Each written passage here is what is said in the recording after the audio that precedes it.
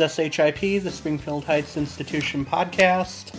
I'm your host, Jay Crestmere, and I am doing it solo this week.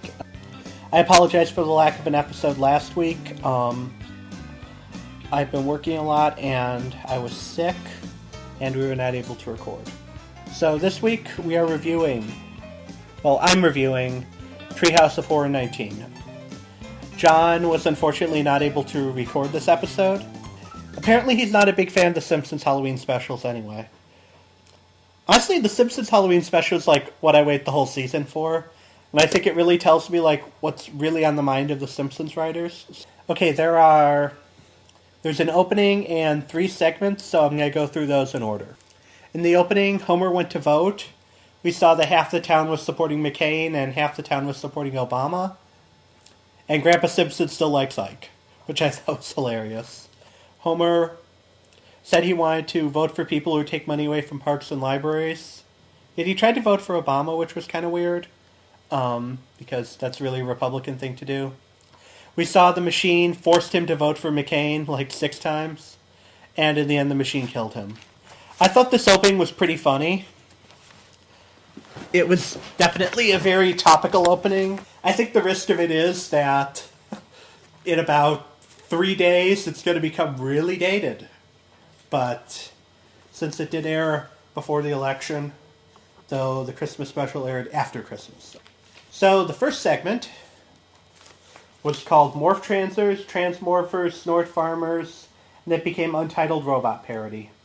The plot of it is that Bart forgot to buy Lisa a gift, so he goes to the last-minute gift shop. And he doesn't want a Montreal's Expo, a Slunky, or a Somber String. So he finds a toy that transforms into a Malibu Stacy convertible, and he gives it to Lisa. And Grandpa Simpson gets 3 minutes of oxygen. It turns out that all of these robots are like the Transformers, and the Pazzobots wage their battle against what were the Decepticons are called in this one. Some of them were Snooze, Three-Way, Melody, and Sex Toy. And we saw a battle between Optimus Prime and Megatron, who I'm putting in air quotes, and Homer and Ned Flanders were both stuck out of the asses of them. Bart said it's finally a boxing day that lives up to its name. And in the end, when Vastimus Mucho and Carnage Destructicus were going to fight, Marge convinced them that they should stop fighting and instead join forces and conquer the Earth, and so they put everybody in a fool's ball table. We saw Janie and Barney and Moe. This was pretty funny. I think they captured some of the Transformers spirit. I thought it would have been cooler if they showed, like, more of the original Transformers, but what can you do, right? Since it is an Untitled robot parody. Okay, the second sequence was How to Get Ahead in Deadvertising, and it opens with an homage to Mad Men, which is one of my favorite shows ever. It is, for those of you who haven't seen it, please watch it. You will not be disappointed. So some of the pictures I wanted to point out in there were they had Homer's old family with Abe and Mona Simpson. We had Lurleen, we had Agnes Skinner in lingerie, Ruth Powers, Homer's Vegas wedding, and Spider Pig, who does whatever a Spider Pig does. And in this one, they dropped Maggie off at daycare. At the daycare, there were some unauthorized images of Krusty, which Krusty removes. And Homer and Krusty get in a fight. Krusty gets killed, and the blue-haired lawyer approaches Homer saying he's great at killing celebrities, so how would he like to do it professionally? And there's some ad men who came. He kills George Clooney with quicksand, Prince with his guitar, Neil Armstrong with this crazy Rube Goldberg style murder, and so now that all the celebrities are dead, they get to be in all kinds of ridiculous ads. Prince was doing an ad for drought-resistant grass seed. So in heaven, all of the dead celebrities are really pissed off about what's being done with their image, so they decide to come back to Earth and come after Homer. Jimmy Stewart tries to stop them, but they end up leaving heaven and attacking. Golda Meir has a throwing star of David, which is pretty funny. And Edward G. Robinson and Chief Wiggum square off. Rip Taylor and comic book guy square off. And three more things from this. We discovered that celebrities go to a different heaven than everyone else, which, as those of us who live in LA know, is true. We also discover that the true religion is a mix of Voodoo and Methodist, and that Abraham Lincoln was gay, which is something that scholars have debated on recently. And there is some evidence to indicate he may have had feelings towards men, but I think the issue is far from settled, even with the agenda that people on the right would have to keep Abraham Lincoln thoroughly heterosexual. But the Simpsons weighed in on it, and they said he was gay, and he and his wife have an understanding, and the episode ends with him grabbing Homer's ass. So it's usually more fun with John and I going back and forth. So since he's not here, I'm just going over all of these. The third one was called It's the Grand Pumpkin Millhouse. This is a parody of It's the Great Pumpkin, Charlie Brown. And the style of this parodies the Peanuts animated cartoons. We had Homer on the roof, and Bart dressed as Charlie Brown.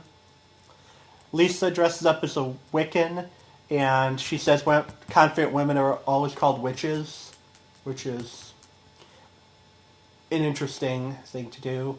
So that kind of implies to me that they're trying to give Lisa a more feminist stance. Marge does a woo thing, which I can't do very well.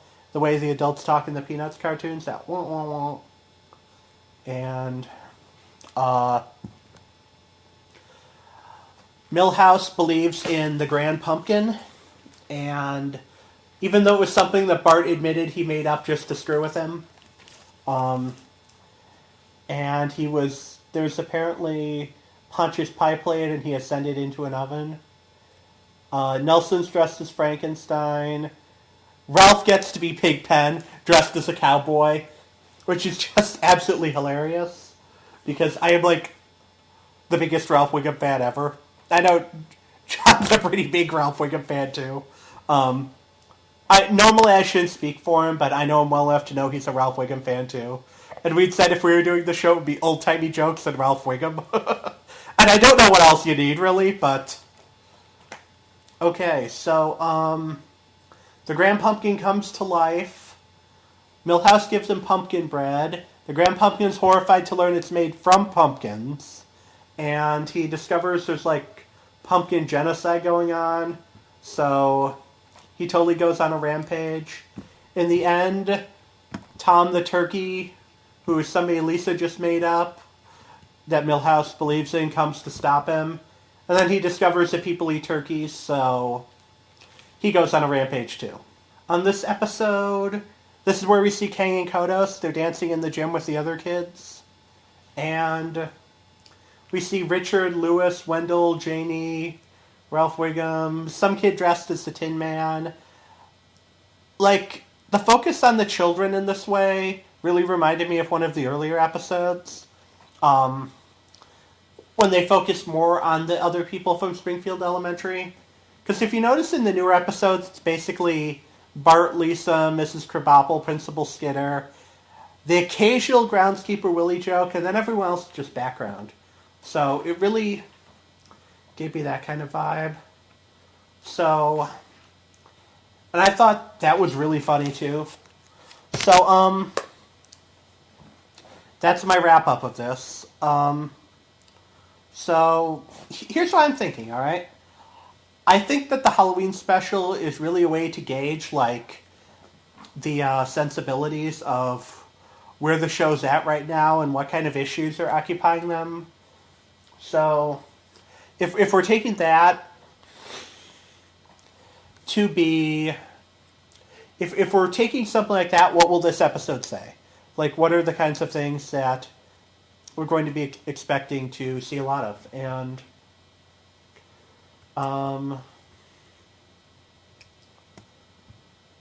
that's going to be different this season. I think, like, the opening said to me, it's pretty clear where the political sentiments of the show are. And really, if you look at most shows that are on Fox News, you'll see a definite, like, Obama-philia there. So, I'd expect, like, the end of seasons.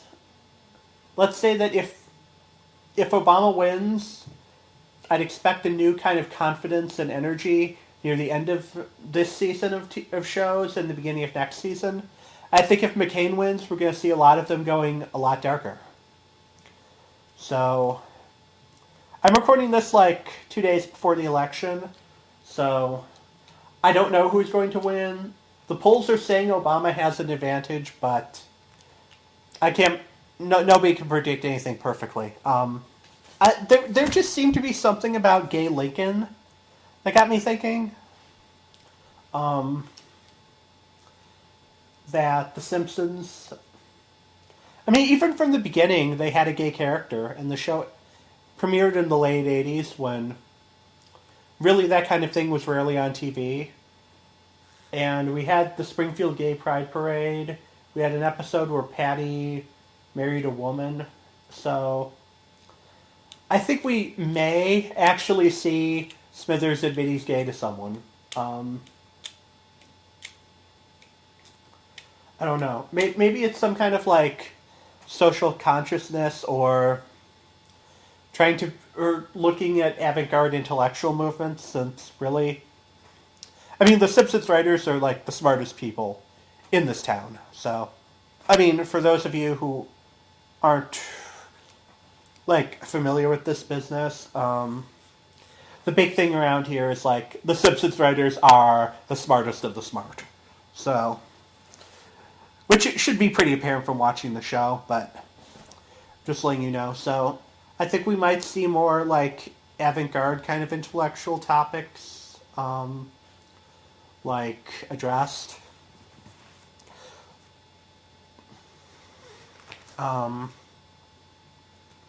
And I hope we see the throwing star of David again, because that was hysterically funny. And from It's the Great Pumpkin, Charlie Brown, I think we might see a newfound, like, focus on the children and Springfield Elementary and the students there. More like it was at the beginning of the show. But then again, I mean, I could be completely wrong on all of these, so take it for what it's worth. These are just my opinions. Coming from a theory that's possibly completely wrong, that the Halloween special kind of foreshadows, like, what the season's dealing with and what's on the minds of the people doing the show. So, I think you've heard me talk enough for one night. Next week, John and I should be back recording normally. We'll have more nicknames and more times where we'll just throw old-timey jokes back at each other. And, okay, this episode is in the bag.